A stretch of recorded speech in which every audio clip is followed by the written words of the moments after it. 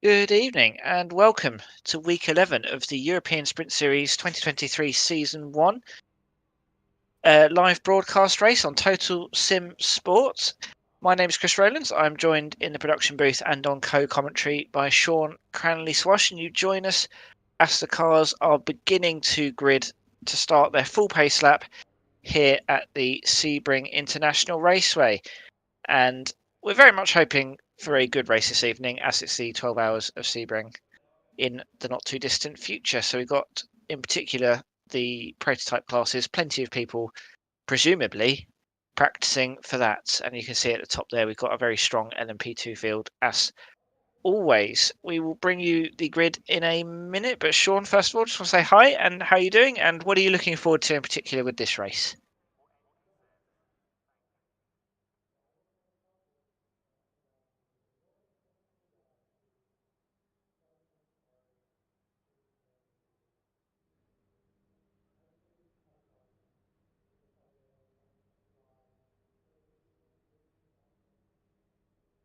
Yes, if we could avoid making everyone lose the will to live after 20 minutes when everyone encounters traffic, that would be great. But let's have a look at the qualifying time. So we've got Austin Young in pole for the LMDh class. He's done a 1:42.649, and he is a full 6 tenths clear of Stephen David alongside him on the front row. Second row, we've got Matthew Roberts and Tom Brulin. They are about a second behind the leader. And then third row, Valentin Amblard and Hugo Desplebaum, with, I think, 13 cars and 4 of them unable to set a time. So I wonder if that's drivers pushing too hard, or is that going to be uh, maybe they've just elected to try and make their way through the field. We'll have to wait and see. Although looking at the race numbers and the strength of field at the top, I think our hypercar field is the weakest of the three, although 3.3k is still obviously rather strong. And then in LMP2, Andy Dawson, familiar name. He won a race, I believe. I think it was Daytona he won earlier in the season here. He's on pole with a 1:46.697. Alongside him, Andrea Kaysen, just a quarter of a second behind. And then Josh Wilson, who is the lowest I-rated driver in the LMP2 field, but he's put it on third. So that's a good result for Josh. Maybe result's not the right word. We've still got an hour of racing to go. Alongside him is João Fiallo, who is a three quarters of a second behind the leader, Christian Bella and Pietro Schettino on row 3, with I think nearly the entire grid just a second off pole. So that's quite a competitive field. And then let's have a look at the GTE field. You can see we've got 3 very strong drivers at the front there. Junior Borges and Eric Newman on the front row. Borges having done a 1:55.469. Eric Newman just a tenth of a second behind him. And then William Barra-Vieira, 7 tenths behind, as is Ryan Arman on the second row, with Oliver Kemp and Thomas Dider on the third row. And depressingly for me at least, it's a single make GTE field this time out. And not really what I would like to see. I want to see as many different manufacturers as possible, but clearly our drivers this evening deciding the Porsche is the best suited car to this grid.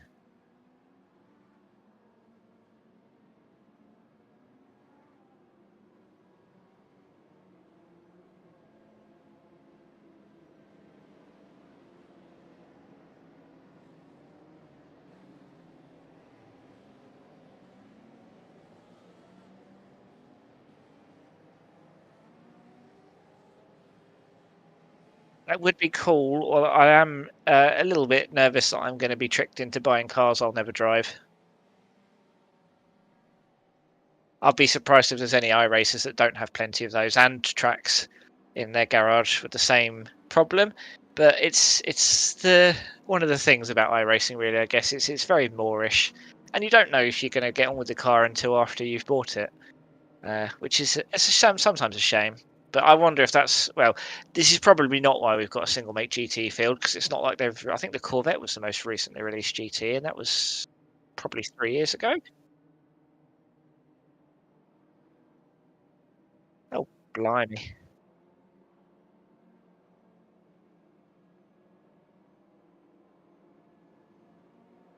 I was a very fresh-faced iRacer back at the time. I think the LMP2 was probably one of the first fancy cars I bought.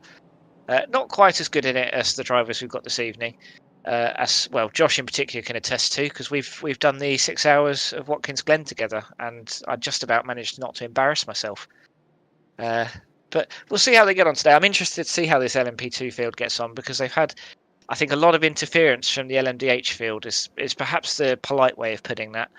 And it'll be nice if we can have a slightly cleaner LMP2 field this evening. As we come round sunset, we wait for the pace car to peel off, and then we can make our way into turn 1. We have, of course, got Austin Young and Stephen David on the front row. And I believe our leader's already gone. Austin Young. And he's got the lead. He's got the leap over Stephen David, that's for sure. But is he going to keep that into turn 1? We've got lots of LMDHs jostling for position in the background. This is probably flat out in these LMDHs, but perhaps not on lap 1. Let's see how they all cope with the heavy braking zone into turn 3. So far, so good. But we have got the rest of the field to follow them through. And you can see almost 3 wide in the LMP2 fields. But Andrew Dawson's taken that inside line, and he has got through nice and safe. So far, no one's managed to gain any positions, I believe, although Giuseppe Guarino has pitted or not been able to start. And I think GTE have fulfilled the mandatory damage on the first lap, as I believe Jerome Coquelet and Oliver Kemp have both had an incident. We might be able to get a replay of that now. So this is Oliver Kemp we are watching, coming down the main straight. And I think he just got a little bit of a nudge there on the inside, yep, and... or rather, Oliver Kemp nudged, I presume, Jerome Coquelet, and then got collected. From that angle, couldn't quite see, but that to me looks like what has happened. Sean, I don't know if you saw that any differently.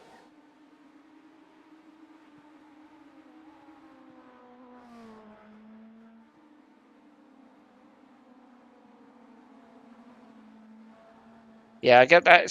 Sometimes, I guess, if you're going to have an accident, it's almost better to have it on the first lap, so you haven't had 45 minutes plus of your life wasted on that. And look at the gap Austin Young has pulled out on the first lap. He's almost 2 seconds clear of Stephen David. Purple sectors the whole way through for him so far. This is, I think, certainly in the LMDh, this is the best strategy, although that's perhaps a bit of a good thing to say. Obviously the best. Yeah, it's a very good strategy. I don't understand why more drivers don't do it. It's how Lewis Hamilton won all those championships. But, so often we see the lead drivers unable to build that gap, and Austin Young has done a very good job at the start of this race. Now let's see if he's able to maintain that as the tyres come in, and Jonas Holm is looking for a move on Hugo Desplarben. They're not able to do it. I think a little bit ambitious to make that move there. It might be worth having another look into the hairpin, and it does look like he wants to, but that inside line is being defended very well by the Frenchman. And let's see, he seems confident under braking. Has he got that car stopped in time? He has, and him and Jonas Holm will be back in the positions they started, or I say started. Jean-Thierry Arrigui has stolen P6 off of Desplarben. Apologies for my pronunciation. French is not a language I've got on with very well, so feel free to yell at me in the comments or in Discord DMs and correct me. And Andrew Dawson, he's not been able to get away, although Andrea Kaysen, very quick driver just behind him. And he's got a train of pretty much the entire LMP2 field for company still. And I think we've seen it before. The longer it stays like this, that number 6 car for Kaysen, he is going to be able to save more and more fuel. And while he's not exactly got a full buffer back to Wilson, he's got enough of a buffer that he's not going to be driving in his mirrors so much.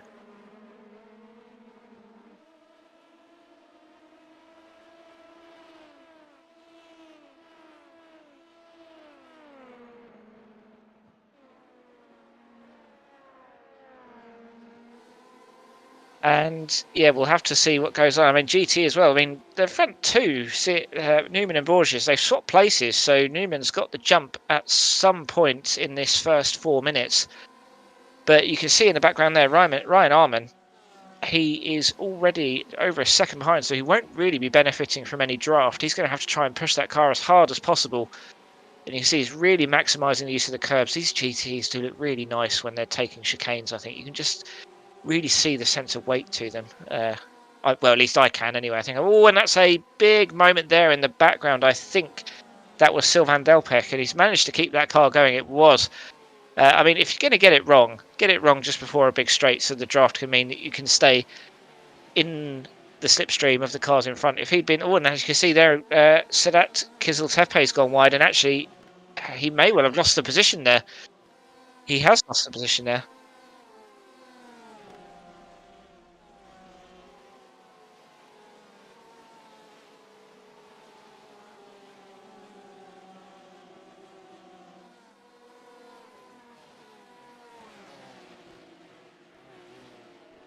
Very much so. And Delpech, I'd love to know what setup he's using, because that car is sliding all over the place. And you can see, I think Jonas Holm in the background, that was perhaps maybe... No, I think it was Will Griffiths, actually. But we've had an LMDh go for an adventure in the background.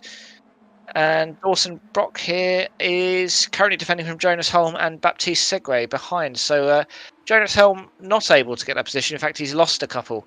So I don't know if that's from speedy driving. And it looks like he's going to try and take Brock back on the inside. So much downforce on these cars. I cannot imagine how fast it must feel to drive them round the sunset turn here. And Jonas Holm has got that move done.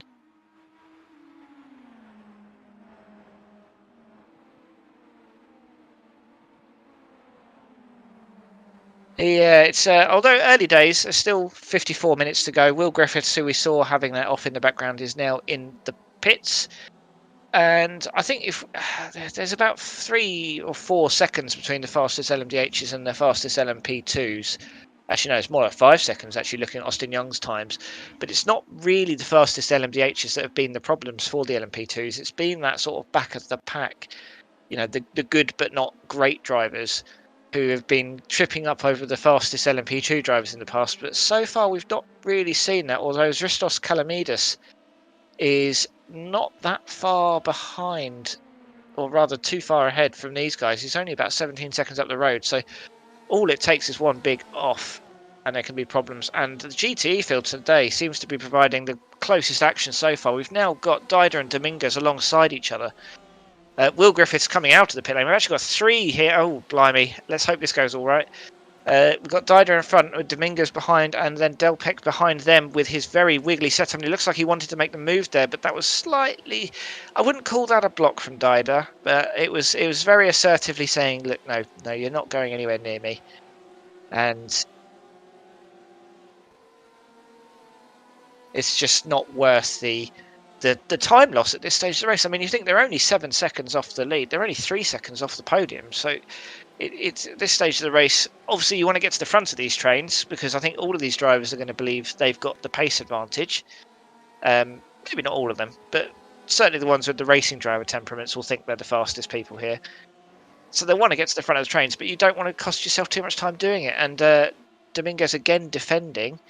And Dawson, I think, looking like he might have to start defending from Kaysen. They've managed to just about drop Josh Wilson, who's now got not so much a train because they're evenly paced, but he's got João Fialho and Christopher Bella for company with him. But no one really looking to make a move there as of yet.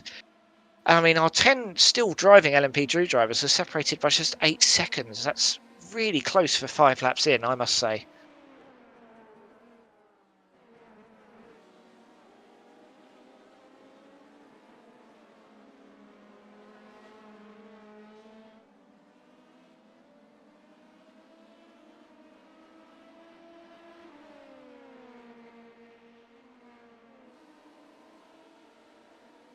Yeah, I mean, aside from 2 cars on the first lap, and then Patrick Grodsey and Will Griffiths have also both had to pit, and I believe are retired. Yeah, we've only lost 4 drivers. This is going all right so far. I'm clearly going to jinx it by saying that, but yes, that seems to happen every now and then. And interesting there, Andrew Dawson did defend the line ever so slightly 3 or 4 turns ago, but Kaysen not looking to make the move. But here is someone looking to make the move. We've got Jean-Thierry Arrigui, who is now on the outside of Valentin Umblon.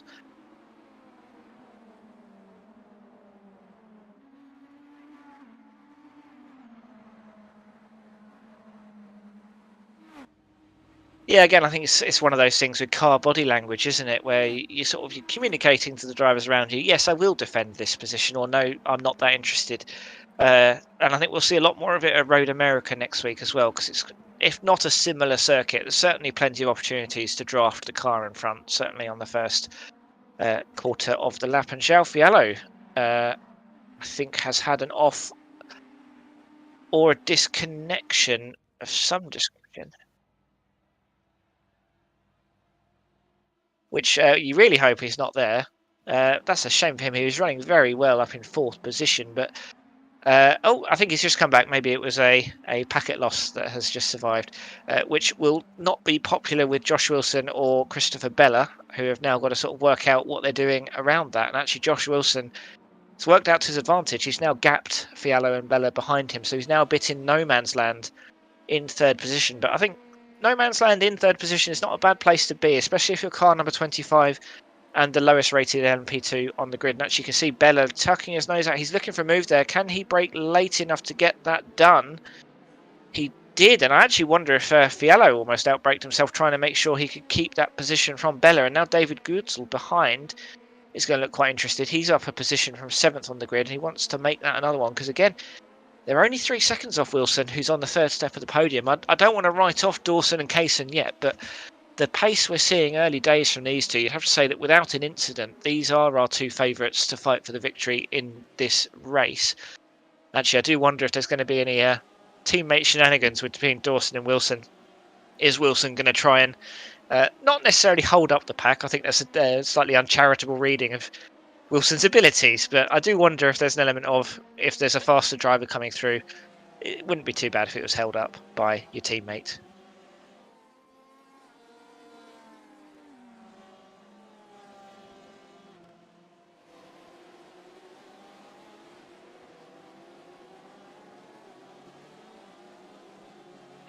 Yeah, it's one and the same, sadly. And I have nothing against the Porsche, but it always seems to be the Porsche when it's a single make GTE grid. Sometimes, you know, in the old days, the Ferrari around Monza, for example, seemed to happen.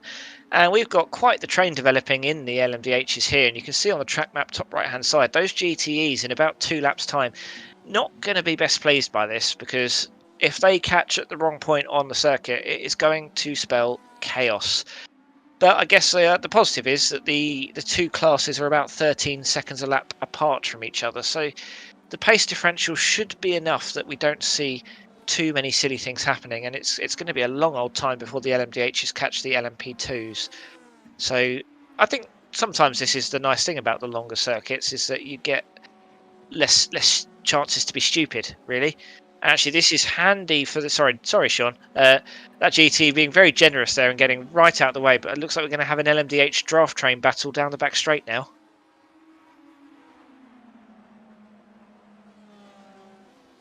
Yeah, see if they've been listening and if they're going to do what we were suggesting, which I don't think there's anything in the esporting code that says you can't.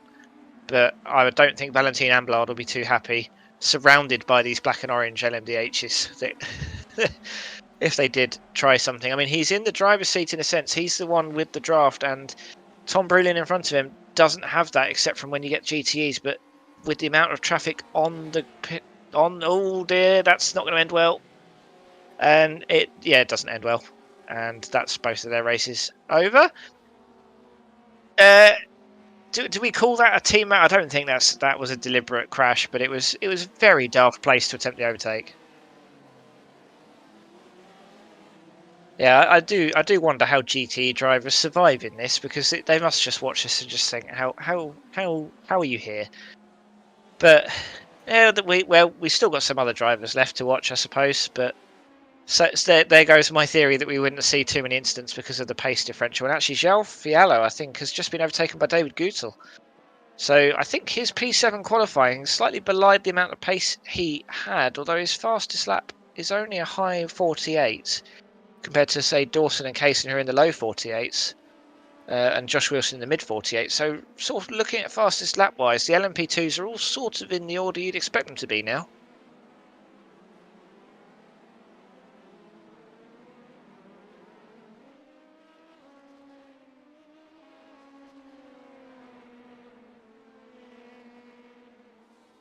Yeah, he's having a very well-planned race, is Austin Young. But Stephen David, Matthew Roberts, they qualified P2, P3, and they are now fighting each other. They've got through the majority of the GTE traffic, but so have Brulin, Desplabin and Holm behind them. Sort of the 3 survivors of the midfield battle. And I think we're about to see some LMDHs get squeezed out. Nope, the GTE gets out of the way. very sensibly. Yeah, you you don't want anything to do with this really. And are we going to go three? We're going to go 3-4 wide into the first corner. Uh,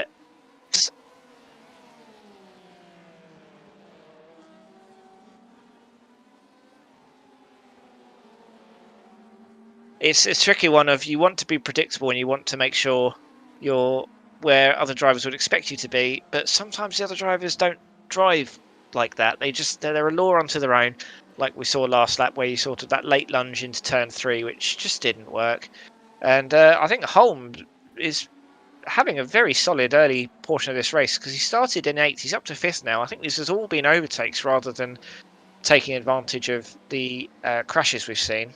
Maybe Valentin Amblard might be the exception there, where he went past him. But I mean, I guess the positive for the LMP2s is these LMDHs are weeding themselves out on the GTE. So when it does come to prototype lapping time, it's going to be, in some regards, less of a difficulty than it was with the GTEs, or at least it has been so far.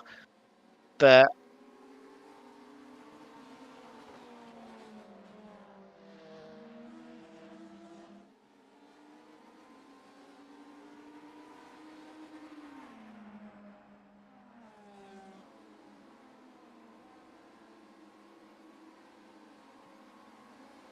and yeah, it will be interesting. So I imagine we'll get the usual sort of intermingling of all three classes at once.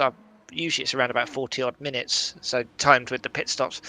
It might be worth, if you're in an LMP2 or an LMDH, just taking a pit stop a little bit early to try and avoid the traffic. It's something Sean and I were talking about before we came live. And Jonas Holm really looking racy at the moment. He wants to get past Despleben, but that number 39 car from the Frenchman defending very sensibly into turn 3, putting his car on the inside just enough to stop Holm making the move, but not so much that it's costing themselves too much time, although I'm sure Stephen David and Matthew Roberts, just a bit up the road, won't be too sad about this battle. Nor will Tom Brulin and Baptiste Segway behind, because they will be able to catch up as a result of this, one would think. But we are reaching that stage of the race where everyone seems to be spreading out a little bit. We've got a few pockets of cars together with each other, but no one really close enough to make a move. This is our closest battle on the track. So thank you to Jonas Holm for providing us with that juicy content that we all desire. But Sean, at this stage, you would expect it's sensible to wait until the back straight to make a move.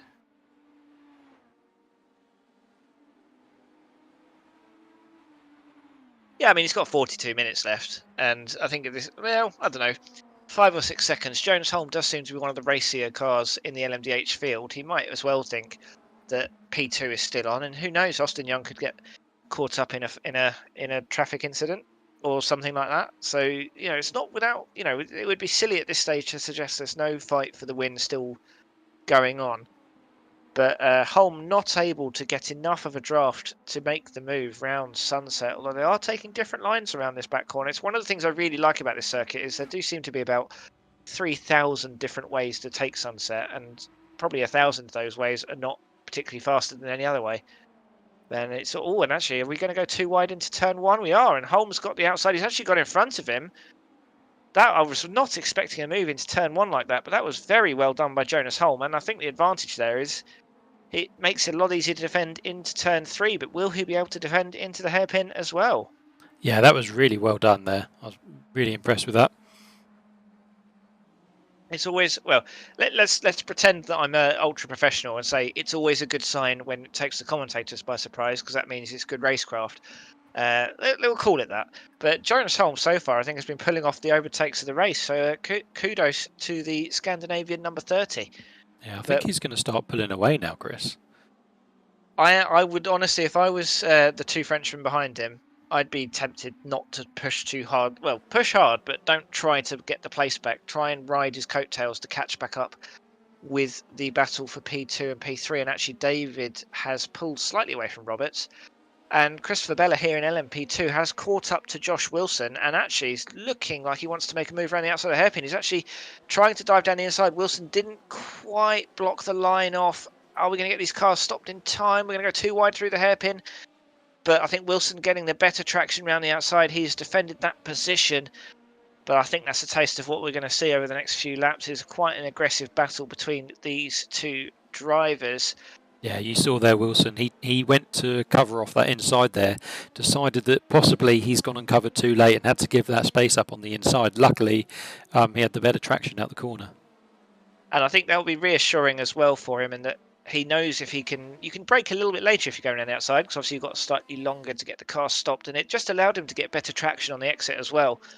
So it's not always going to be the case if you have the inside line on the hairpin that it's going to give you a guaranteed overtake. And I'll be interested. I don't expect the LMP2s to have quite as much success as we saw Jonas Holm in the LMDh last lap around these faster last and first corners, because while they have got downforce, they don't have quite the same cornering speed of the LMDHs. Yep. So the difference we're going to see now between the IMSA series and the ESS series is these GTE cars are a hell of a lot quicker in a straight line than the GT3s. And it makes them a lot more tricky to get round, especially when they're in a pack and you're coming up to them from behind. Even though the LMP2s are quicker, the closing speed just isn't enough compared to GT3s and what it was previously with these patch updates that we've had on the car. And we've also, from P4 Ryan Arman in the GTEs all the way down to Adrian Dominguez in P8, we have got a bit of a train of GTEs here, and it's time now for these drivers to make their way through. You can see Andy Dawson on the inside there, getting not blocked by a GTE, but just sort of shown by a GTE that please do not lunge at this stage. You can wait until the next corner. But he's managed to gap Andrea Kaysen. So I think we saw this back at Daytona. Andy Dawson, I think, is quite a strong driver when it comes to dealing with traffic. It's that mixture of being aggressive and assertive, but not being stupid. It's a very fine line. We've seen in the past very quick drivers getting caught out with over-aggressive lapping manoeuvres in the prototype classes. And Kaysen, I think, sometimes it's worth just losing that gap just to be sensible. But you can see Dawson, massive beneficiary of here, because they were within a second of each other, and that gap is now 2.5 seconds. Yeah, Dawson got lucky. He managed to get the GTE cars either side of the hairpin, whereas you've seen Carson's had to hit them all the way through from was it Tower to Indianapolis there. And Alessandro Patiglio's entry into Le Mans was compromised by the LMP2, so I wonder if that will give Thomas Dider a run on him. But he's got Stefan Delpech for company, and they've both got the LMP2s of Wilson and Bella for company. So let's see how this. Oh, that's a slide from Wilson. Yep, I mean, it's so bumpy on the inside of Sunset there, but he has got that round.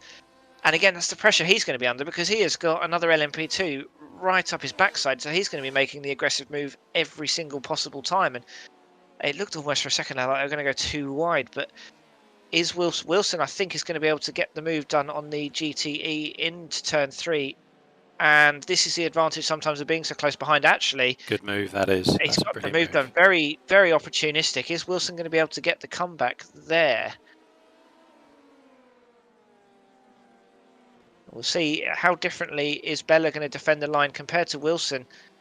Sort of similarly to... Oh, that's a bit of a move under braking, I would suggest, although it's worked for him. But I don't think Wilson's going to be very amused by that. And I think that's just Wilson perhaps concentrating too much on lapping the GTE, getting out of the way. We can see what's happened to Dawson Brock here, who I think... Oh, I mean, Sean was talking about this before the race. Just dip a wheel on the grass and it spells disaster for you. And I think Brock was already... Well, he pitted on lap 8, so he's already had some problems. And I think that's, in terms of getting any decent finish, that's his race over and done with. But trouble now for Wilson is he's got David Gutel for company behind him, and not just Bella in front. So he's got a lot to think about. But they have nearly cleared the GTEs. They've got, I think it's going to be Willian Barra-Vieira here, and then the two leaders a bit further up the road. Barra-Vieira getting nice and out of the way, and I think Wilson's going to have a good run here. And Bella knows it. And I mean, we've worked with commentators who are not fans of flashing or weaving. It's not great to see. I don't see the point of weaving. Well, you don't want to get a protest against you. I've heard that's happened quite recently. No, although I think you'd have to have quite a lot on your record to get a ban for that. But we have a track record of our prototype drivers getting banned for stupid things they've done in races recently. And actually, it does look like David Guter wants to make a move on the inside of Wilson here. Wilson's given him the space, but the outside is going to be slightly quicker because he won't have to slow down. But now it's the inside for Guter. We're going to have a race to see who can brake later. And Gutel's managed it. And actually, João Fiallo is now behind. So this is, I mean, this is not a knock on Wilson at all, but this is always what happens if you're at the front of a train. If someone makes that move, it slightly puts you offline, compromises your speed, and suddenly you just get swallowed by the pack. I mean, Wilson's got a fastest lap than both of the two drivers who've just overtaken him. So it's clearly not a lack of pace there. It is just that really unfortunate thing of sometimes when you get swallowed by the pack, it properly swallows you. And Jonas Holm is in the pits from LMDh. So he was having a very good race. I hope that's not damage. I hope this is just an alternate strategy. It is very early. We'd expect them really to come in lap 20 at the earliest in LMDh. So he's 6 laps early. Maybe he knows something we don't. The undercut can be quite strong here. Yes, and also if you look at the track map, he's going to come out in so much clean air. So that's perhaps something to keep in mind. But I would have thought it would be the LMP2s that best benefit from coming out in the clean air because they're that middle class. And as you can see in the background here, I think that's Luis Martinez, who is just getting so held up by this GTE pack. But sometimes the trouble, these GTEs are all racing each other. And that LMP2 is a little bit on its own. So I think the GTEs are going to see that and just think, nah, I'm not going to give you any space because I've got to worry. You know, Thomas Dider here, he's got to worry about a train of very quick GTE drivers that he's trying to hold off. Yeah, it's a case of I'm in a race, you're not. I think I'll have that space. Yep, although I guess this is where the GTEs always end up being the unfortunate youngest child in a sense because they just get bullied off the track by the more aggressive prototype drivers. But so far we've not seen a huge amount of that today. But you know, the night is young. We've still got 34 minutes of racing left to go. And João Viana from LMP2 is also into the pits. And actually looking at Jonas Holm's stop, he was only stopped for 26 seconds, which is reasonably standard for an LMDh pit stop, if memory serves me correctly. So I don't think that would have been for any damage or anything like that. So yeah, it probably is an alternate strategy. And as you can see on the track map, Jonas Holm is currently in P11, so he's the black 11 dot at the top right of the track map. You could not ask for more clean air because it's going to be a while before we have anyone. And I think Alessandro Patiglio may have just been involved in an incident or something. I think Sylvain Delpech has potentially lost a few places as well. So we can get a replay of what's happened here. And yeah, that's an LMP2 sticking its nose where it perhaps didn't quite belong. Although to defend it, I think it was already a little bit alongside and more room could have been left. And to be honest, I think in some regards you can be grateful to still be able to go. So, you know, it's gone worse. We saw last week how much worse it can go between classes. Yeah, I mean, it's been pretty clean so far, really, I think. Yeah, I mean, by the standards of some of the driving we've seen this year, it has been a lot cleaner. But I think Sebring is better designed for multi-class racing. I mean, I know in the community Discord, people have been talking about visiting Brands Hatch, and the idea, I must admit, does scare me a little bit. But I'm not a very good driver, so it would do. But yeah, if you can trust the other drivers, it's still a good track. It's like there's been an overtake here. I think Dider's just got ahead. Yeah, he may well have done. He's up to P4 now, so he's ahead of Ryan Arman. But is he going to be able to hold him off? Because, of course, he's now got the run down to turn 1 and then turn 3. He's about as close as you can get to a car without being inside it. And Dider is defending the line. He does not want to give up the inside line here. I think because that's going to become the inside line into turn 3. But is he going to get that car rotated well enough? Because Arman's taken a very different line. I think that's seen him through, but we could see car 24 come into this one as well now.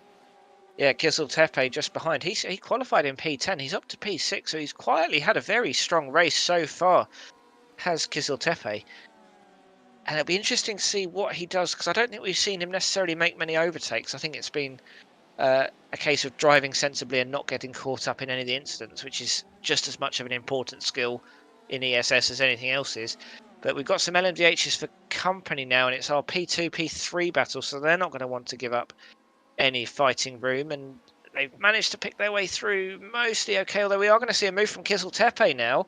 He's got ahead of Arman, has he? They're alongside each other still, so we're going to go 2 wide. And actually, Kizil Tepe has had to give that place back to Ryan Arman, who I think just had better traction on the outset. And now he's looking at Thomas Dider. So this is a very lovely three-way battle. And Dider just sticking a couple of wheels on the grass on the exit of Tower. And that's allowed Ryan Arman back through, who at one point was at the back of this battle. He's got back into the lead of it now. Kizil Tepe looking into the entry for Le Mans. Not really a position you want to make a move, but Arman's gone wide. We're going 3 wide now into Le Mans. This is pretty fantastic racing, I must be said. And I think Ryan Arman's fully just he's taken the widest possible line to get the best possible draft. And now we're going to go 4 wide because we've got some LMDh traffic coming through. Kizil Tepe is currently the front of these 3, but Dider has now on the timing screens got ahead of him. Dider's in the 16, Kizil Tepe the 24. And Kizil Tepe only been touched. Oh, that's such a shame. And he's still got time to flash him as they go around. That's the multitasking we like to see from our expert drivers. But Thomas Dider there, I think this is sometimes what happens when drivers are at their absolute limit, because that was only the faintest of touches, but at speed and with the weight of these cars transferring round as they go round that corner, it does not take much to turn the car around. And Kizil Tepe has gone to the pits. Dider still has to think about Ryan Arman though, so this is from Dider's point of view. And actually, I think from Dider's point of view, you could probably say there's not a huge amount he did wrong there. He was on his line and he stuck to it. And Kizil Tepe, quite naturally just understeered out. And I think maybe expected a bit more room to have been left. It's quite hard to leave room in that corner because you're bumping over the curb, the concrete slabs. You're naturally drifting outside if you're carrying that much pace. It's quite hard to actually give any more space than what you're currently giving when you go into that corner. Yep, I completely agree. I think that's entirely a racing incident. Although I don't think Thomas Dider or Ryan Arman will be too sad it happened, because it means it's one less driver to have to worry about. And Zristos Kalamidas has pitted from the LMDh, but I would presume that is for damage, as he has now been stopped for over 40 seconds compared to Jonas Holm's earlier stop of 25 seconds. That's just the stop time, not the total pit lane time. And Jonas Holm, he's only 19 seconds behind Kirill Lobanov in front. He's only 43 seconds off Tom Brulin. He has a whole horde of GTEs to get through now, though. Yeah, I'm surprised they've caught them up that quickly. I think that's perhaps the maybe not the miscalculation. Maybe there's a reason he had to pit. But it'll be interesting to see how much this is going to affect him. He's actually caught them. Oh dear, that that's much. Going to affect him, and I think the GT managed to avoid him. I mean, it's quite. It's impressive, but he did tap him on the rear there. I think that's what spun him round. Otherwise, it could have been a great save. Yeah, I mean, it was one of the most nice aesthetic crashes I've ever seen. But this is where it's a frustration for the slower classes, because that GT there, the 24. Which is it's Kizil Tepe come back out. I think he'll have had enough of other drivers, so maybe it's not affecting him so much. But these other GTEs, he'll have already gone past them, and now they're having to go past him again. And rightfully being flashed there for crashing into the guy earlier. Yes, that's it's not something you want to see doing in real life, but in iRacing you can get away with it a little bit more. The aggressive flick of anger. Yes. And this Bella Gutel battle has redeveloped, and actually Wilson's kept João Fiallo behind him. Just you can see in the background there, he's actually stabilised a little bit. And Wilson, we're saying he's not exactly slower than these two drivers here. He's only a second and a half behind them and catching. So it could well end up this being a 4-way battle again. But I think perhaps Bella and Gutel perhaps just able to make slightly better decisions under the crunch moments in traffic, but they have got a fair amount of clear air. And I think if the LMP2s don't pit in the next couple of laps, we may well see the 3-class intermingling that we often get towards the end of these races. So this may well be the time for some of these LMP2s to consider a slightly early stop, I would suggest. Yeah, I can see that will be lap 18 now for the GTs. Sorry, the GTs, the LMPs. They're going to start pitting about lap 20, lap 21 for them, so 4 laps. So we should see everyone intermingle quite soon. Yep, and it will be chaos time when it does. It always seems to be. And actually, I think not the trouble. It's one of the cool things about Sebring is that as much as it's a proper racing circuit, I think it's actually quite narrow for multi-class in some senses. I think it's just where it's such a twisty, turny circuit. all of the straights in the middle of the lap, they're quite twisty, which makes it really awkward to get past other classes, because those GTEs in particular, they're going to understeer out on their lines so often, and you've just got to be extra careful you don't get punted off by them. But Dider and Arman, their battle is continuing in GTE. They're less than half a second apart, and I think it's been like that pretty much for the last 20 minutes or so. And I think Arman will want to get revenge. He did start ahead of Dider, and he does have the fastest lap and was faster on the previous lap, so he will feel confident about his pace at the moment, even though Dider is in the lower number car, rather. Just forgotten how numbers work there. And I think the trouble for the GTs will be this is not the part of the track where you're likely to make a move, because it's just going to cost you too much time if you do. Although I think at this stage of the race, with Barra Vieira 13 seconds up the road and Newman and Borges 23 seconds up the road, you're sort of settling for these two are probably going to be battling for P4 and P5 overall in the end. Yeah, you've got to think about fuel saving as well at this point. I mean, if you're both racing a similar pace, it might be easier to save those 2 seconds in the pit stop rather than trying to overtake the guy and lose 5 seconds of the car in front or behind. Although saying that, the car in front is 13 seconds ahead now. Yeah, I mean that would be some pretty impressive fuel saving if that is the case. I mean, one driver I'd be interested to notice if they've been able to fuel save particularly is David Guttel, because he has had a car in front of him, and that's Ryan Arman going very wide on the exit of Le Mans. And again, if he can keep that in the draft, if he can keep that in Dider's draft, it won't have cost him too much, except for maybe a slightly bruised ego. And yeah, I think David Guttel has had an LMP2 in front of him for most of this race, so he's going to have benefited from the draft at all stages. I don't really think it looks like it. I don't think he's been fuel saving, but it'll be interesting if he can have a quicker stop. That might be the easiest way to get past Christopher Bella, who has put up the strongest resistance of all of the cars that Guttel has managed to get past this evening. I mean, so far in the LMP2s, he is the most improved driver from his starting position. And if you want to know who the drivers that have done that in the other two classes are, Jordan Shamblin in GT has gone from 11th to 6th, and Baptiste Segway has gone from 11th to 6th in LMDh. So that's some quite nice symmetry. And it's often the case, if you're having a quiet race, it means you've probably benefited from other people's silliness, and that very much seems to be what's happened to Segway here, because he's not in any battles.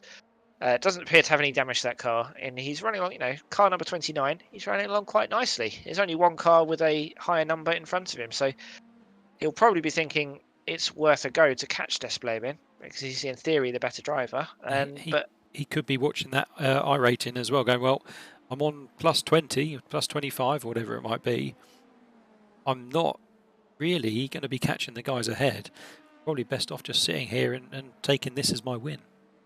And we actually do now have Robert Sprulin and Desplebin have all come into the pits, and for a second they got confused and thought that was an LMDh that he'd somehow magically caught, but it wasn't. It was Giuseppe Garino, who is a few laps down in the LMP2s. In fact, he's only on lap 1, so he's more than a few laps down. He's 19 laps down. I'm interested that he's come back out. I mean, that was a 34-minute repair. I presume that's just a case of saving some safety rating. I can't really think of any other reason you particularly want to do the last 22 minutes of this race.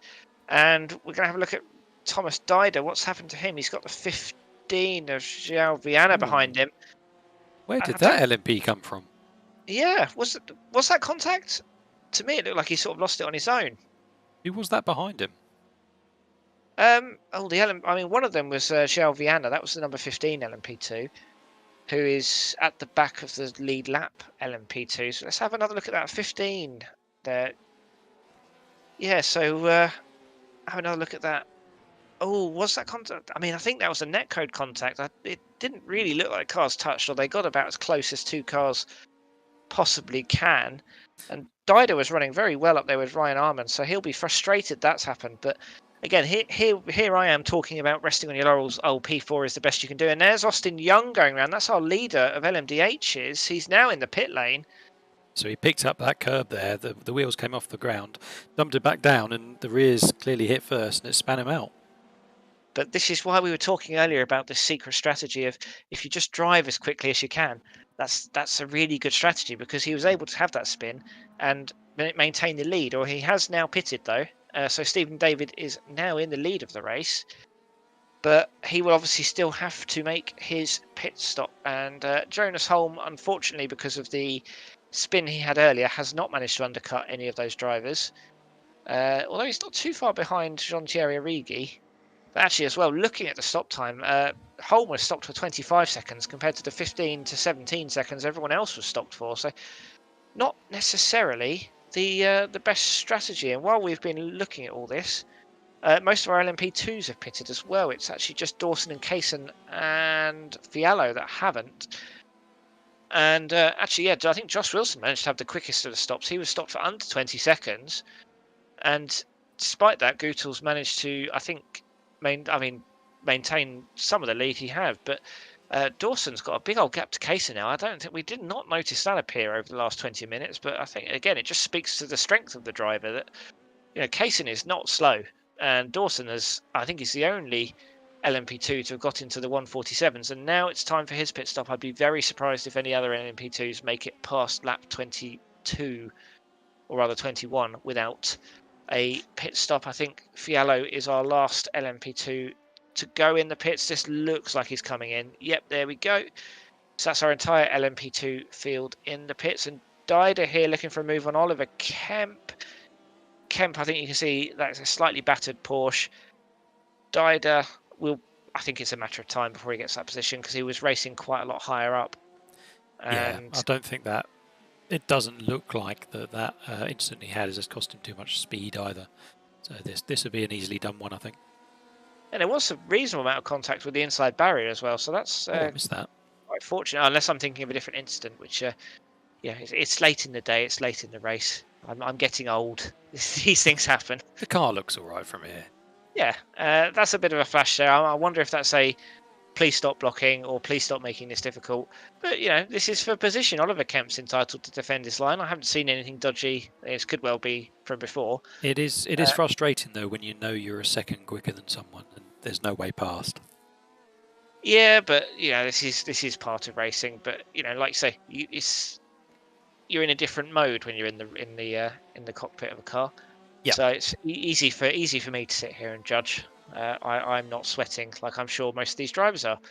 And Josh Wilson now in a three-way battle. In fact, he's got ahead of Christopher Bella, who had a very slow stop. He was 4 seconds slower in his stop than Wilson. So just goes to show, there's more important things than raw pace when it comes to an hour-long race that has a pit stop. But João Fiallo has managed to jump them both, I think. Yeah, so clearly he's got the best pit crew. Yes, and I think maybe, I don't know, I mean, he wasn't exactly that close behind cars, but he's managed to fuel save quite well there, really. And, yeah, I mean... It's a similar stop to Wilson, though. There's only, 2/10, isn't it? Yeah, and, although half a second faster overall, so he obviously got that car slowed down more efficiently and got back up to speed more efficiently, but...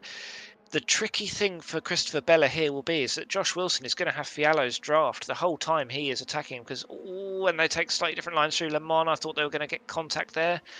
Fiallo, I think, took a little bit of grasp, but I doubt they would have compromised his time too much. But I think all three of them slightly too spaced out to be looking at a move here. But will we see anything into turn 1 or 3? On the next lap? It does look like Bella is the raciest of the three of these drivers currently.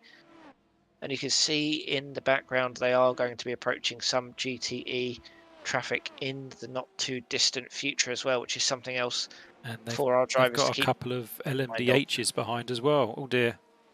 Oh, that's one Wilson's less car. Done well there. Yeah, he has. They're all going off. There goes Fiallo. So that's worked out quite nicely for Wilson. He did well to keep the car on the track. Fiallo, not quite so lucky. And the traffic paying dividends. So it's David Guttel that lost it as well. So actually that's two. That's Fiallo and Guttel. Oh, blimey. I mean, he's done well. Oh, blimey. Yeah, Wilson's done very well there. That's fantastic. Not one, avoidance. but two in front of him. He'll have a big smile on his face now. He's back to where he qualified. Although Christopher Bella is still just under a second behind, and now Wilson won't have the protection of the draft of the car in front of him. So I will be interested to see how this goes. And in fact, their fastest laps are identical, 1:48.2s. So this is shaping up to be a very juicy battle. And actually, Guttel and Fiallo back in 5th and 6th have managed to recover together. So we've got a battle between those two as well. That will benefit Wilson and Bella because they'll probably trip, if not trip each other up, they'll certainly slow each other down because they are 5 seconds behind. Whoever's got the best tyres after that stop, I think now. And I think Wilson's just been compromised by the GTE traffic there. So Bella is going to have a run here, but there's LMDh traffic to consider as well. And, well, GTE traffic too. So we're going to go 3 wide as we come into sunset. Bella, I think, is going to have got the run, but it doesn't mean this battle is over because you can take more speed around the outside, potentially get a better exit. But there is a GTE there. Wilson trying a bit of a switchback, almost bump drafting Bella there, losing a little bit on putting the power down on the exit. Bella's now going to have the draft of that LMDh, so it protects him just a bit slightly here. But again, I don't think this battle is done. Is Wilson going to look for a move into turn 3 or the hairpin on this lap, or is he going to wait and bide his time? We have still got 15 minutes left, and that was a very well executed move by Bella, and that all sprang from the GTE just being in the wrong place at the wrong time for Josh Wilson. And I don't think this battle's done. The same thing happened to Gutel behind, not Gutel behind, Feao behind, because he was now 5 seconds off this battle, and he was right with them at the start of the last lap. Yeah, and that's all thanks to that spin they had. Gutel and then Fiallo getting, well, they're the 2 separate spins they had, but I don't think the second one would have happened had the first one not happened. And all while this is going on, we've still got a really nice juicy battle just outside the podium places in GTEs and LMDHs. So we've got Origi and Desplayben for 5th and 6th here. Baptiste Segway ahead is now 7 places up on his starting position. That is a solid race he is having there. And he's not that far off Tom Brulin for the 3rd step of the podium. But Origi and Desplayben, teammates if we trust their liveries, about as close as 2 cars can possibly get. And actually Stephen David, who wasn't our leader, sorry, was our 2nd place car. He's had to go back into the pit, so he's clearly had an incident. That means Matthew Roberts is pretty comfortably now in 2nd, 14 seconds behind the leader and 10 seconds ahead of Tom Brulin, so that's going to be a quiet finish to the race for him. And actually Valentin Amblard in 7th is catching these 2 as well, and he does not appear to be a teammate of the 2 Frenchmen ahead of him, so I think he'll be looking a bit racier, but Origi will be hoping to provide a bit of a draft for the number 39, again assuming that they're using any sort of team orders here. And here's the GTE battle I was referring to as well, Dominguez and Chamblin, with Dominguez currently holding the advantage in the 38 car. We're just coming around turn 1 into turn 3 and not defending the line, but then Chamblin not looking to make the move either. Again, these are 2 drivers who've benefited very well from the shambles we've seen. They're up from 9th and 11th on the grid. And that was a little nudge. Yeah, and that's a little bit of an off track as well. So Despleban no longer a part of that battle. And although with the GTE in front slowing down the LMDh, I mean, he could well catch him straight back up. And yeah, just shoving his nose on the inside there. I think fully entitled to do that. And it's distracting. Oh, yeah. And off goes the GTE. I don't think the LMDh is to blame for that. I think the GTE should have been more aware that someone was coming. He did look a bit spooked when he changed his line halfway through that corner, and that's what caused him to get on the sand on the outside of that curb. He had the power down, and as you know, if you put the power down on the grass and the sand in this sim, you're going to go round. That's what happened. Yeah, the sand is actually made of oil, and so is the grass. It's just going to turn you. Although I do think the exit of that complex is a really quite awkward one. It's not one I've ever felt particularly comfortable putting the power down myself.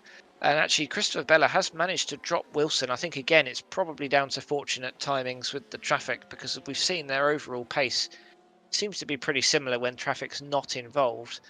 But I'd have to say for his car number, I'm sure Wilson won't be too disappointed with a P4 finish if this is how it ends up in 12 minutes' time. But I think all 3 of our leaders now are looking... Oh, sorry, 2 of our 3 leaders are looking relatively secure. Eric Newman in GTE has still got Junior Borges within 2 seconds of him. And they have got currently the LMDh leader coming past them, Austin Young, with the LMP2 leader just behind them as well. So all 3 leaders are just occupying the straight between the hairpin and turn 5. So let's hope none of them cause any incidents with each other. But Jordan Chamblin here really looking to carve out the advantage on Dominguez, getting very close into the braking zone of turn 3, but more traffic behind them. Yeah, he's trying to take advantage of where those prototypes are pushing the car ahead and seeing if he can get back on the tail of it. You'll see it here. He'll try and follow through on these prototypes as well. Yeah, that is very intelligent driving, but they've just caught him at the wrong time. Nope, Domingos is able to get back onto the braking zone in time, although I think Shamlin's got a much better exit. But this is just a bit too awkward of a position to catch someone. It's not really an overtaking position unless you're very aggressive. Although if you're going to be very aggressive... Oh, watch out for that LMDh. Yeah. Oh, we're going to go 3 wide into the corner here, are we? Nope. Although that is Austin Young, our leader. You would think, seeing as he's got such a big gap, that he'd be perhaps a little bit less aggressive on these overtakes. But, you know, who am I to argue with someone leading a race? They clearly know what they're doing better than I do. You have got to put a lot of trust in the other drivers on the circuit, which maybe that's where, in my slightly weaker fields, I've been falling down ever so slightly. But no, Austin Young having about as perfect a race as you could ask for so far. But David Gutel trying to get ahead of João Fiallo here. He got a very good exit out of Le Mans. He is less than 2/10 behind him here. It's now down to a 10th, defending the line. Gutel going to the outside as we come into sunset. Look how fast these cars are when you're on board of them. Let's see how different their lines are going to mean. Now, I think actually Fiallo got his elbows out a bit there, but it benefited him quite well because he's managed to get 2/10. It probably protects him from a move into turn 3. Unless Gutel can have a spectacularly better turn 1, and it looks to me like they were broadly similar. If anything, Fiallo's was better. But while this is going on, the Origi-Amblard battle in LMDh is also raging. It's nice, Sean, to 15 minutes into this race still not really know where to look because we're getting extra so many battles on the track. Yeah, it's a pattern of this series seems to be we tend to have a runaway leader in every class, but there's always battling for those final podium spots. I think there's always that one or two driver that a combination of skill and luck is able to pull away in the first portion of the race, and it just ends up being a snowball effect. But the sort of top drivers in all of the classes here are so close in terms of ability that it's just so difficult to get out of the draft train that develops between these 2 or 3 car battles that we see. But Origi's holding off Amblar so far so good, and they're dealing with the traffic relatively sensibly as well. Oh dear. Wow, shouldn't have said that, should I? It's amazing how often that happens. Oh god, I just need to not curse these things. So let's have a look at what happened here. We've got the LMP2 on the... Oh dear. I think LMP2 perhaps could have left a bit more room there. Amblard is now out of the race. We're down to 9 LMDHs on the lead lap, although Stephen David in 10th is still going. I don't know. It's one of the... I think we maybe need to look at that from both drivers' perspectives. But I think more room could have been left on the outside there, perhaps. But while this is happening... It's a tough one, isn't it? We've got a battle for the 11th place GTE, and we're going 2 wide into the corner here. And I think Patiglio managed to get the advantage. You know, he's a mainstay in these broadcast races, but it's not worked out for him today. But he has at least managed to get one overtake on camera. So there's always a positive you can find in these races. And now that we've seen that move, I can plug the Discord now. So if you look in the YouTube description, if you're not already a member of the ESS community Discord, there's a link to it in the description. Click on that, join here, tell our drivers what fools they are when they make mistakes, and tell our drivers what gods they are when they make amazing overtakes. It'd be lovely to hear from you if you're not already a member. And actually, it looks like Kamin just got a relatively good exit out of the Le Mans complex, and I think Patiglio's aware of it because he is weaving down the back straight to try and break the draft. It's not going to do a huge amount. Slight dive on the inside just before the braking zone by Cummins. Let's see if it's going to spook Patiglio into taking a wider line than he needs to. Sort of going too wide, but the outside line is always going to be quicker here. Although I say that, Cummins just managed to get back alongside slightly in front. They're actually almost touching doors, but Patiglio is going to have the inside here. Cummins going nice and wide to try and get the best possible traction round the corner. Is Patiglio going to leave enough room? It looks like he has. Cummins just got in front. Is he going to defend the braking zone? He's not. Patiglio sticks his nose there, but he's not able to get alongside. And Sean, that was a lovely move by Cummins that lasted about 3 corners. Yeah, all the way through. You could see him trying to set it up at the start of sunset there. He managed to get alongside down the start-finish straight and then just rode that better line all the way through the complex and comes out on top. And a very polite prototype behind, just waiting because he knows these two are in a battle.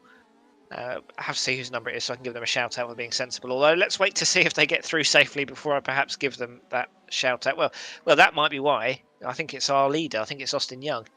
Yes, it is. Who can afford to wait now, because I think his gap is 18 seconds over, or 13 seconds over Roberts in second. No, it's 18 seconds. Yes, 18. And I also don't think Roberts is going to be pushing particularly hard, because he knows he's not going to make a 20-second gap in 5 minutes, and he'll want to protect his P2 from Brulin, who is 12 seconds behind. But this Gutel-Fiallo battle is still raging for P5 in the LMP2 field. It looks like this is where they are going to end up, though. Wilson too far ahead of them. Pietro Schettino actually only 3.5 seconds behind. So they're, as much as I'm sure Fiallo want to make the move, might want to wait a lap or two before really going ham with it, because we've seen Schettino before. He's a very quick driver. He's not someone you want to give an opportunity to, because he will take it. But they are running out of laps at this stage. Yeah, they're lapping about the same pace at the moment, I think. So unless these guys do slow each other down with battling, as you say, I think we're going to be okay. Just also looking back, this is the closest battle on track at the moment. There's a couple of cars fighting for scraps, really, mid-pack and GTE as well, but the gap's kind of constant there. So I guess we just watch these guys through to the end. I must say, I didn't notice when this happened, but Sylvain Delpech, who had to pit on lap 13 early, he's really got his undercut working, because he is up 9 positions to 4th. So he's done fantastically well there. And I mean, he's got Adrian Dominguez behind him, and he's the leader of that mini battle Sean was just talking about, Dominguez, Shamblin and Ryan Arman. So there is always, I think, one GTE driver every week who seems to be in these long trains with loads of different drivers. And while I'm talking that nonsense, Gutel and Fiallo are battling away. Gutel still seems to have the advantage over Fiallo, but Fiallo is looking increasingly racy, not looking to make a move into turn 3. I do wonder if we'll see a move into the hairpin with the GTE traffic to contend with, and an LMDh on the way as well. I actually think this is going to play into Gutel's hands, because he will catch this LMP2 before the braking zone. Will Fiallo be able to follow him through?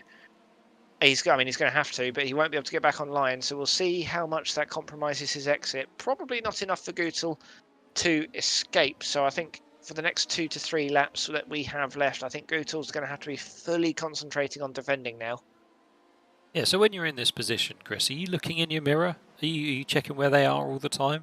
Or do you face forward and make sure you're hitting all those apex? The best drivers, they're looking forward. They're making sure they're running their own race. You maybe have a quick look in your mirrors before the braking zone. Me, I'm a panicky little sausage. I will be spending the entire race looking at both my relative and my mirror, and then making mistakes, because that's not how to drive in these situations. But we all do it, Chris. We all do it. A car's closing in. You know they're a half a second quicker than you. You're watching that relative. You're seeing it tick down. You're getting more and more worried. You make more and more mistakes. And then you're watching your mirror. Some of the races I actually watch on YouTube or Twitch, they've actually seen some of them. They turn their relative off and they just race. I was about to say, well, I'll say it anyway. Race naked, as it were, sort of to steal some running terminology for if you run without your running watch on. And Is actually, I that think a thing? yeah, it is. Well, not naked running as in no clothing, but I think there's such an obsession with data now that you almost lose sight of the reason you're doing it. And I think that can apply to these battles as well. If you just switch all of the data off, and obviously not the mirror, keep the mirror on, I would suggest, and just race your race. You don't really need to know who the other cars are. You just need to, like you're saying, run your own race. Concentrate on hitting apexes. It's what our spotters tell us. Unfortunately, as you say, and that's someone who's been in their mirrors, and that's the end of. Oh no, it's not the end of the battle. That's the LMDh, isn't it? That was the LMDh. Yeah, we'll go back and have a look. But that's someone driving in their mirrors, I would suggest. And that's Desplabin, who was doing very well. And it's like I said, it's an awkward exit, getting the power down there. And he's done quite well. I don't think he'll have lost any positions from that. I mean, Jonas Holmes ahead of him, but I think he already was. And Kirill Lobanov too far behind.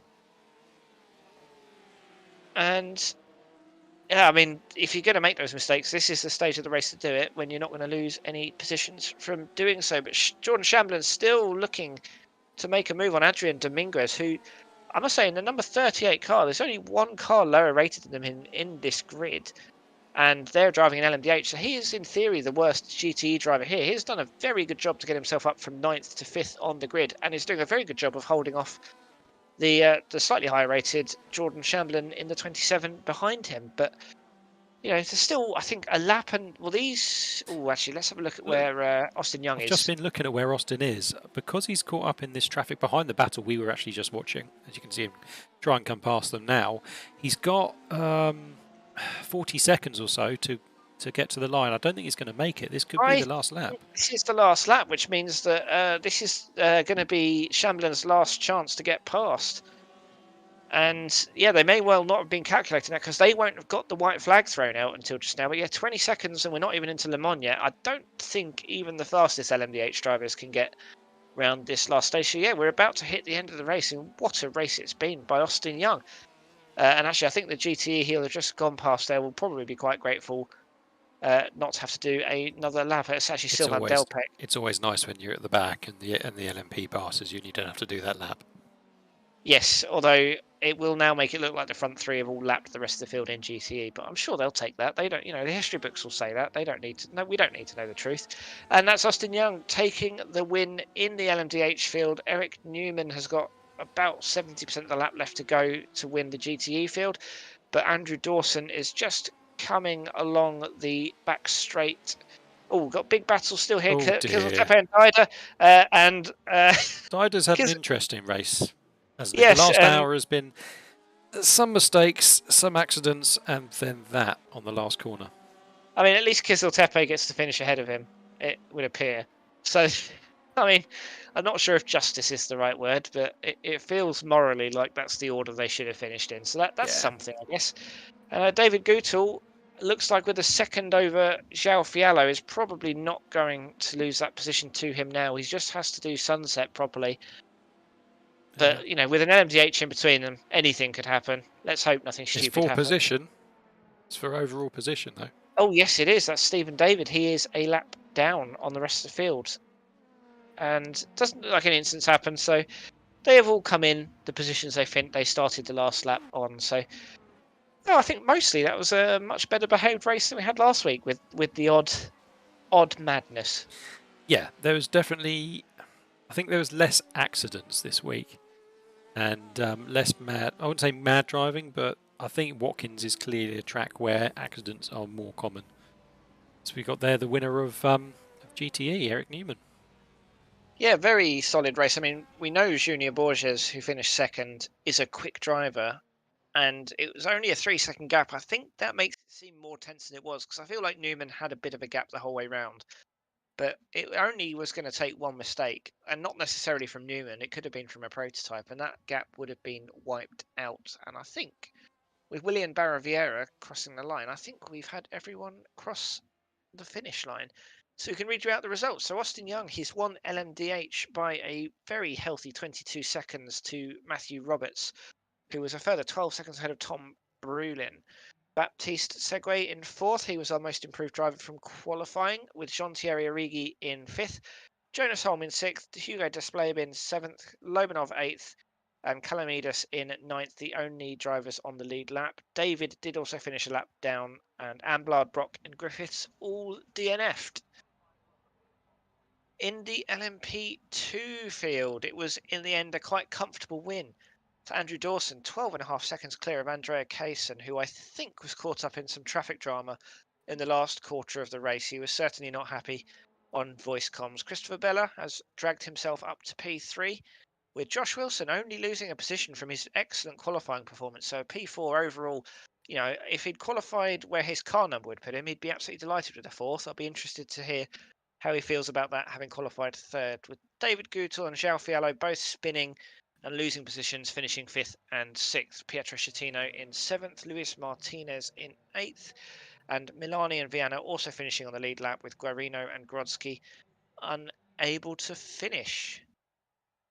GTEs, it was a semi-comfortable win for Eric Newman, 3 seconds clear of Junior Borges. William Barra Vieira in 3rd, pretty lonely race for him. Sylvain Delpech did very well to recover from a poor qualifying to finish 4th. Adrian Dominguez in 5th, just able to hold Jordan Shamblin off. Ryan Arman involved in about 3,000 battles Ended up 7th for his troubles, with Sadat Kiziltepe just behind him after that last lap shunt with Thomas Dider. Oliver Kemp in 10th, and Lionel Cummings also finished not on the lead lap, but just a lap down, but not lapped by the GTE leader, with Alessandro Patiglio 3 laps down and Luis Gonzalez and Jerome Coquelet unable to finish in the GTEs. So let's see if we've got an up-to-date standings. We do, of course, run the broadcast split standings for you. Dennis Wolf not here tonight, still leading. I have a feeling like there should be some numbers there in the middle. I'm sure we've got some LMDHs on bigger numbers than that, but if we don't, Dennis Wolf has sewn up that championship. He is not going to be caught with one race left to go, but still plenty of other positions up to grab. So you can see only 19 points between 2nd and 18th. So that's all to play for. And then LMP2's much closer. Max Koos in the lead with 59 points, not here this evening, which has allowed Andrew Dawson to catch right up. Just 7 points behind now. Charlotte Morelli not here in 3rd, also with a strong shout for the championship win. And then Adam State downwards, mathematically cannot catch. And then we can have a look at our GTE standings. Alessandro Patiglio. Oh, this is lovely. I've just noticed the numbers. So we've got top 5 separated by 1 point respectively. Patiglio, Grodnik, Juan Carlos, Junior Borges and Soren Kolosiec. I would very much like for all 5 of those to turn up next week. I think that would be an incredibly fun shootout because with the gap, there's 7 points gap between 1st and 2nd in terms of points in this championship. So any of those drivers wins the race, they win the championship. Yeah, unfortunately for Patiglio, he was racing tonight as well, and he failed to pick up any points. Yeah, so if he'd done a bit better than that, he could be home and dry. But alas, he is not. So we'll have to see you all next week when we come to where was it? Let me engage my brain. Road America. Road America. Thank you, Sean. I was about to say I'm old, but I'm pretty sure you're older than I am. I'm just Thank you. You're under 50, so you're younger than some of the people I'll have commentated with. Thank you. And it's clearly past my bedtime. I've gone into silly mode now. Anyway, it's been a lovely race. As we mentioned before, you can join the community Discord through the link in the YouTube description. And we will see you next week at Road America. Yep. Thank you, guys. Have a good week.